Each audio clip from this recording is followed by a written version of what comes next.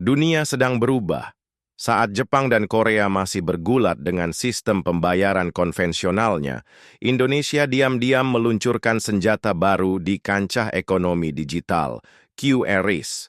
Bukan hanya mengguncang Asia Tenggara, Malaysia kini panik, dunia mulai melirik. Apakah ini tanda kebangkitan ekonomi digital Nusantara? QRIS atau Quick Response Code Indonesian Standard adalah inovasi pembayaran digital yang awalnya terlihat sederhana. Hanya satu kode QR untuk berbagai dompet digital. Tapi, di balik kesederhanaannya, tersembunyi visi besar, menyatukan transaksi non-tunai di seluruh Indonesia dalam satu sistem. Bukan hanya di kota, tapi hingga warung kecil di pelosok desa. Diluncurkan pada tahun 2020, QRIS awalnya dirancang untuk efisiensi transaksi dalam negeri. Namun perlahan, langkahnya mulai menembus batas negara. Di tahun 2023 dan 2024, Bank Indonesia memperkuat kerjasama dengan negara-negara tetangga melalui sistem pembayaran lintas batas. Thailand dan Singapura jadi mitra awal. Tapi yang mencengangkan terjadi di awal 2025. Bank Indonesia resmi menandatangani kerjasama cross-border payment dengan dua raksasa ekonomi Asia, Jepang dan Korea Selatan. Ini bukan kerjasama biasa. Mulai saat itu, wisatawan Indonesia bisa membayar langsung di merchant Jepang dan Korea menggunakan QRIS dari aplikasi lokal seperti Dana, GoPay, OVO, atau Link Aja. Tidak perlu lagi tukar mata uang, tidak perlu lagi kartu kredit, semudah scan dan bayar.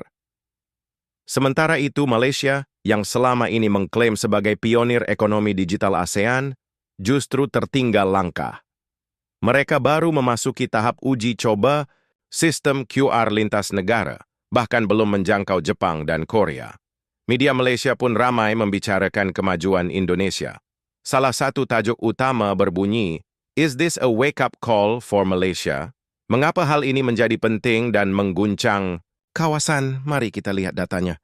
Volume transaksi QRIS meningkat drastis dari sakarati 23 triliun di tahun 2022 menjadi lebih dari 200 triliun di akhir 2024.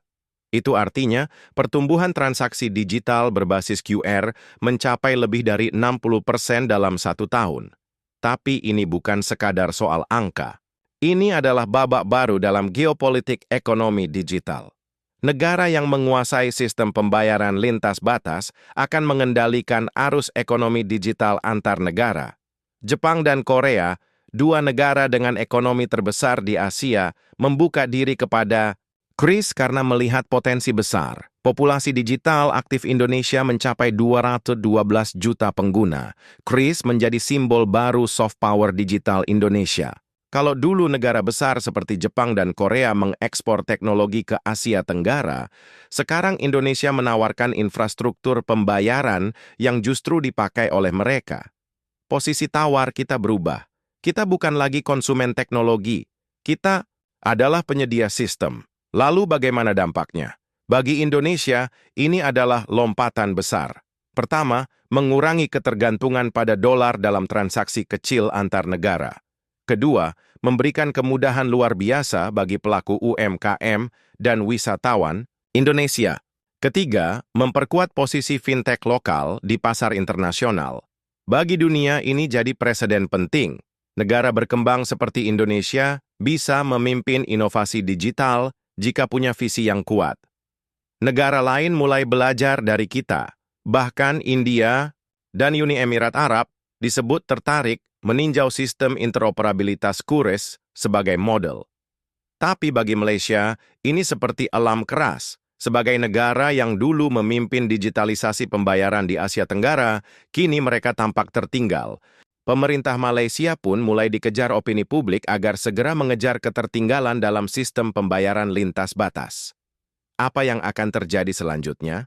Pertama, kemungkinan besar akan terbentuk ASEAN QR Network, jaringan QR terintegrasi, yang memungkinkan pembayaran lintas negara dengan satu sistem.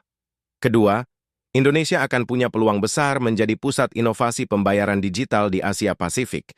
Ketiga, sistem keuangan internasional akan lebih terdesentralisasi. Tak lagi hanya bergantung pada Visa, Mastercard, atau SWIFT, namun tantangan tetap ada. Kita harus memastikan keamanan digital makin ketat. Risiko kebocoran data harus diantisipasi. Edukasi masyarakat juga harus ditingkatkan agar transaksi lintas negara tidak disalahgunakan. Dan yang tak kalah penting, Indonesia harus memperluas kerjasama, tidak hanya di Asia, tapi juga ke Eropa, Timur Tengah, dan Afrika. QRIS bukan sekadar kode. Ia adalah simbol kebangkitan ekonomi digital Indonesia. Saat negara lain baru bersiap, kita sudah melangkah. Saat mereka masih ragu, kita sudah memimpin. Sekarang pertanyaannya, apakah kita siap menjaga momentum ini? Maka dari itu, mari kita dukung produk fintech lokal. Gunakan QRIS dalam kehidupan sehari-hari. Dorong kerja sama digital antar bangsa, dan yakinkan dunia bahwa Indonesia bukan lagi pengekor, tapi pemimpin dalam transformasi ekonomi digital global. Indonesia bangkit. Dunia memperhatikan. QRIS jadi bukti bahwa masa depan bisa kita genggam cukup dengan satu scan.